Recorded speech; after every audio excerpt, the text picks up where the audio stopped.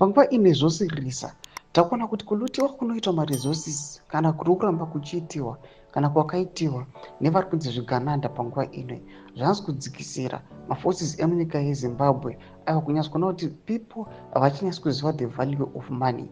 Tiri kuona kuti on social media masecurity forces vakaita semapurisa they are being laughed on, vari kusekewa pamusoro pemari dzavakapiwa $50. Sandapinda mashoko anobuda nyuka pana parinyatsa kuona kuti aiwa mapurisa panguva ino apinda pama1 aiwa nekusekwa nevanhu kuti bosubscribe like on the bell icon. Vamwe vobuda vachiti motengesa nyegere nema$50. Vana pabbc vanobuda nyora vachiti Zimbabwe is a crime scene. Anopotsa picha ratagwirene nemapolice officers vamuri kuona avo vari kuratidza kuti aiwa they are struggling uchivaona aiwa vari mumos vachitoitawo zvekubheta. Obuda nyora achiti they looted the country until police officers have become gamblers.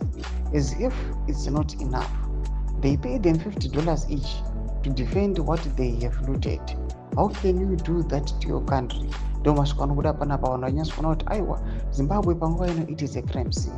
Zvakuitika zvinotosirisa aiwa vanotonzwira tsitsi mapurisa ava vanoda kuti aiwa vari kutoona chitsvuku zvisati zvakamboitika kuti yes toona mamillions emabillions they've been funneled, they've been looted, but toona kuti to defend those zviganandas vari kuva vachiriseva masense.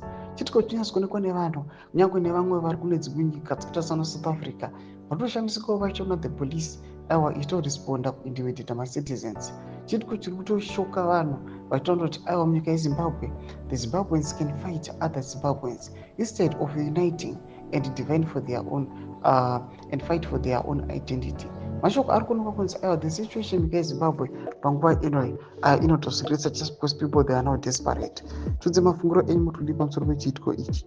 Tanya comment section medu, pana subscribe or like, and on the bell icon.